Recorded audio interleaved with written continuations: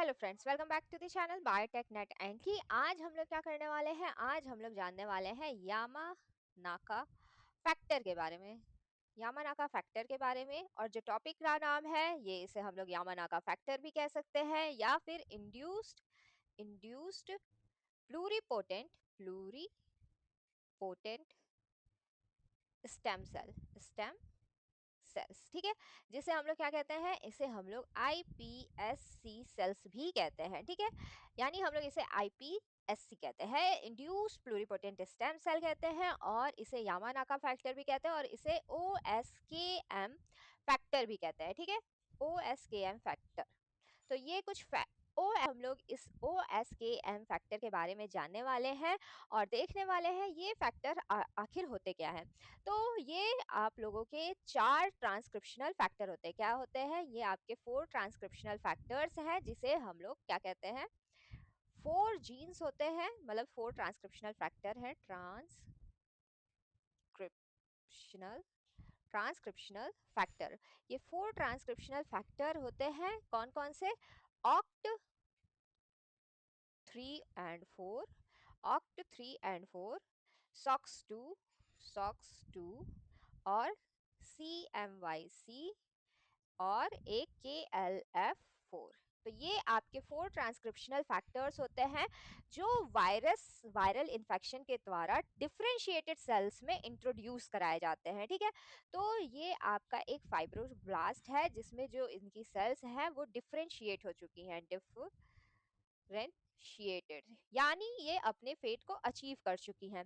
फिर इनमें क्या करते हैं? इनमें वायरल इन्फेक्शन के द्वारा इन 4 OSKM फैक्टर्स को इंट्रोड्यूस कराया जाता है। 4 फैक्टर्स को, OSKM फैक्टर्स को इंट्रोड्यूस कराया जाता है, इंट्रोड्यूस कराया जाता है। तो इसके बाद क्या देखा गया कि जो ये डिफरेंशिएटेड फाइब्रोब्लास्ट है वो वापस से जो इसका ECM है वो प्लूरिपोटेंट स्टेम सेल में चेंज हो जा रहा है। प्लूरिपोटेंट पोटेंट सेल, ठीक है, प्लूरिपोटेंट सेल बना ले रहा है, जिससे हम लोग क्या कहते हैं? इस प्रोसेस को डी डिफरेंशिएशन। इस प्रोसेस को हम लोग क्या कह रहे हैं? इस प्रोसेस को हम लोग डी डिफरेंशिएशन कह रहे हैं। ठीक है, तो ये जो फैक्टर है, OSKM फैक्टर है, वो क्या कर रहा है? वो जो इनर सेल मास है उसकी प्लूरिपोटेंसी को मेंटेन करने का काम कर रहा है। ठीक है, ये क्या कह रहा है? Maintain pluripotency of ICM।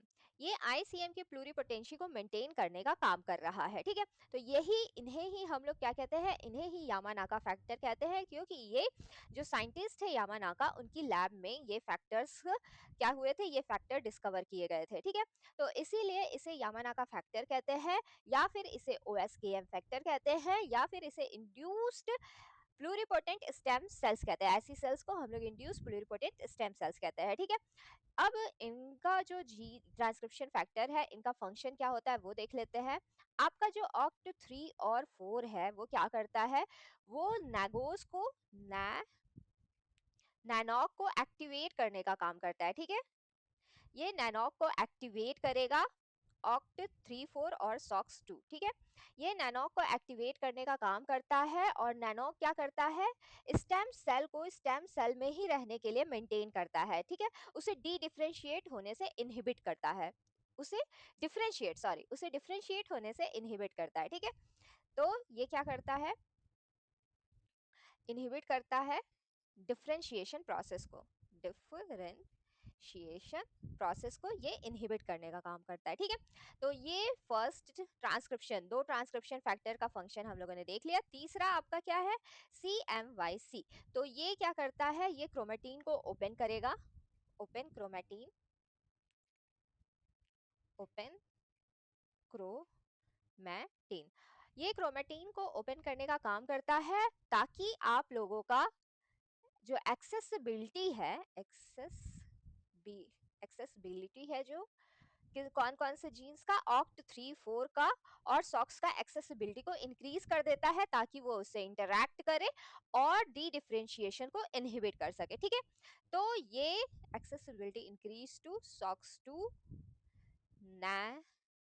नॉग और ऑक्ट 3 और 4, ठीक है। इनकी एक्सेसिबिलिटी को इंक्रीज करने का काम करता है। फोर्थ जो जीन है KLF4, ठीक है, ये सेल डेथ को इनहिबिट करता है, ठीक है, इनहिबिट सेल डेथ। तो यहाँ से होप आप लोगों को ये 4 जीन के फंक्शंस और यामानाका फैक्टर्स कितने कहते हैं वो क्लियर हो चुका होगा। और हम लोगों ने आज क्विकली रिवाइज कर लिया किसका, यामानाका फैक्टर का। तो यामानाका फैक्टर किसे कहते हैं, यामानाका फैक्टर, फिर से हम लोग लिख लेते हैं यामानाका फैक्टर को, SOX2, ऑक्ट 3 और 4, KLF4, और एक और है जिसे हम लोग क्या कहते हैं, CMYC, ठीक है। तो ये थे आपके 4 फैक्टर्स जो कि आपका डिफरेंशिएशन को इनहिबिट करेंगे और जो सेल होती है उसे उसके स्टेम सेल आइडेंटिटी में मेंटेन करने का काम करते हैं। इनके जो एप्लीकेशन है वो क्या है, एप्लीकेशन कुछ देख लेते हैं। एप्लीकेशन, ठीक है, एप्लीकेशन क्या है, ये ड्रग स्क्रीनिंग में हेल्प करते हैं, ड्रग स्क्रीनिंग, ठीक है। स्पेसिफिक पेशेंट स्पेसिफिक आईपीसी का हम लोग फॉर्मेशन कर सकते हैं ताकि इजी ट्रांसप्लांटेशन किया जा सके ऑर्गन ट्रांसप्लांटेशन में, ठीक है। तो पेशेंट स्पेसिफिक आईपीएससी सेल्स, ठीक है। और इनका क्या होता है, सेल ट्रांसप्लांटेशन में, सेल ट्रांसप्लांटेशन में, ठीक है, टेशन में हेल्पफुल होते हैं। और इनका क्या फंक्शन होता है, ड्रग की स्क्रीनिंग में होता है और थेरेपी, जीन थेरेपी में भी इनका फंक्शन होता है, जीन थेरेपी। तो ये इनके कुछ एप्लीकेशंस हो गए और ये होते क्या है हम लोगों ने इनको डिफाइन भी कर लिया। तो आज के इस वाईटी सेशन में इतना ही। होप वीडियो आप लोगों को अच्छी लगी हो। अगर वीडियो अच्छी लगी हो तो like, comment and subscribe the channel.